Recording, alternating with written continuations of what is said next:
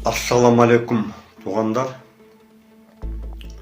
Менің қайырлуым биринчи такаштардан башталат да.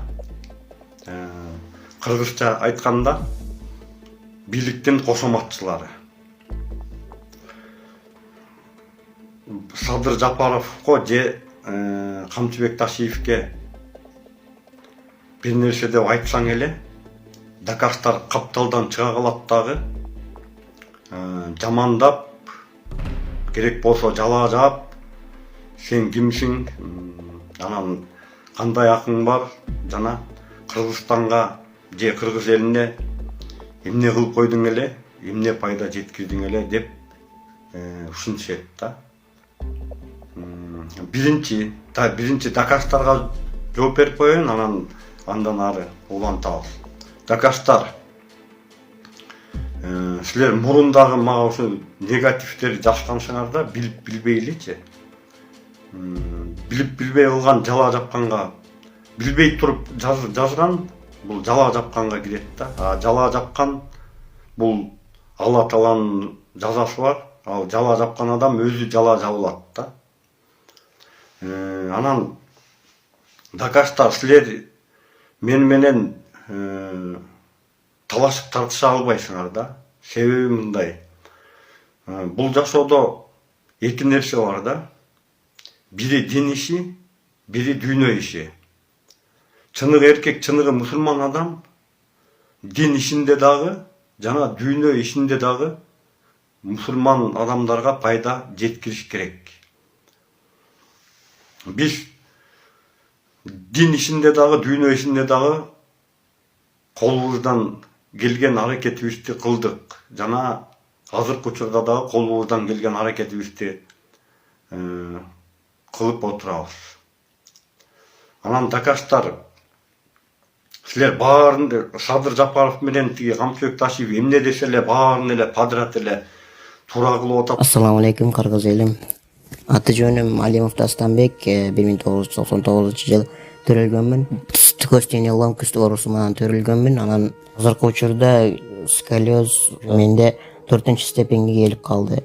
Дем алышым кыйындап, ички органдарым кысып, санчкылап, грудной клетка уже көрүп атасыңар, ушул жерге чейин көтөрүлүп кетти. Арткы жагым видеодо көрсөтөбүз. Азыр ошого кичине мага акча керек болуп атат. Чет өлкөгө барганга Индия, Турцияларда 45 миң, 50 миң деп атат сумманы.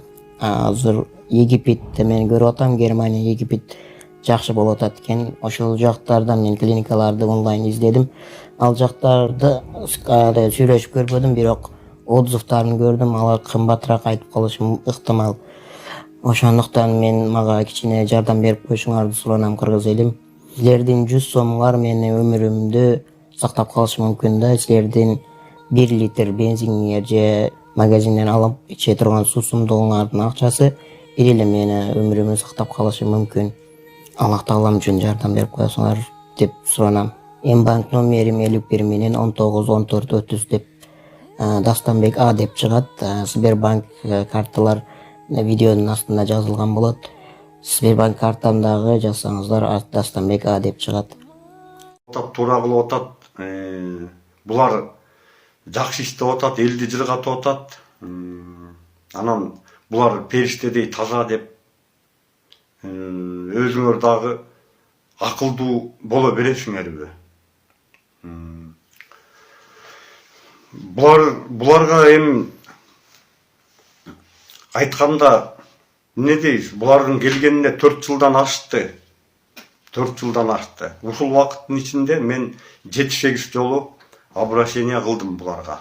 Видео түрүндө дагы жана кат түрүндө дагы. Булар эч кандай мындай эч кандай тоотуп да койгон жок, карап да койгон жок да. Эч кандай майнап чыккан жок буларданчы.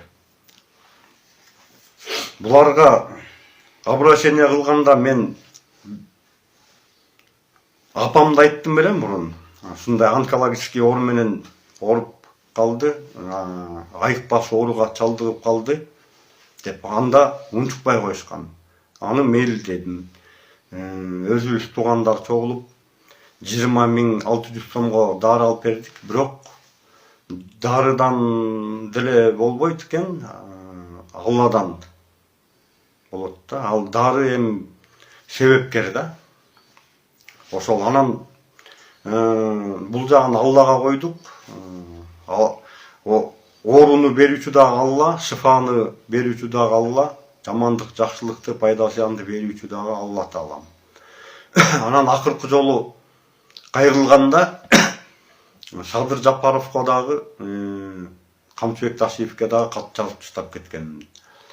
Строй материал жагынан жардам берип коюңуздарчы деп. Мусулман катары дагы, адам катары дагы, майып катары дагы. Буларды адам экен деп мен буларга кайрылып, булардан жардам сурап атам да туурабы. Анан эмне болду? Эч кандай майлап чыкпай, баягыдай эле адаттарын баштап, акимиятка футболдетип, акимияттан айыл өкмөтүнө футболдетип, анан ал эле, бул эле деп, анан акимияттан бирөө чалып 3000 сом карточкага салып коебуз дейт. Ошондо менин даражам 3000 сомдукпу же булардын даражалары 3000 сомдукпу? Ассаламу алейкум. Тилекмат Куренов деген популист тили менен чаң сапырган бирөө бүгүн саат 3кө ушу мен турган жерге элдер чогулуп калды. Келгиле, революция болот, көтөрүлүш болот деп элдер чакырган экен. Атайын келдим эле кызыгып. Келсем, мен Тилекмат Куренов, мына бизде жаз, бизде майрам, бизде мондай туристтер келип жүрөт. Өнүгүү жолундабыз. Антип баркы жакка жатып алып эле кыргыз элинин караңгы, кыргыз элинин мал сезгенин токтот. Сен айтып сүйлөп койсоң эле ээрчип кете бербейт. Кайсы убакка чейин эле ушинтип арзыбаган акча үчүн ушу бийликке келет элем деген мондай бир кыялың бар окшойт да.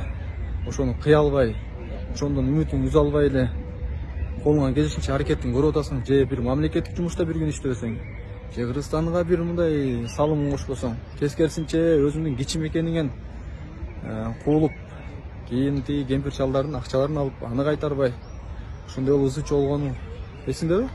Ал боюнча да экөөбүз бир кайым айтышканбыз.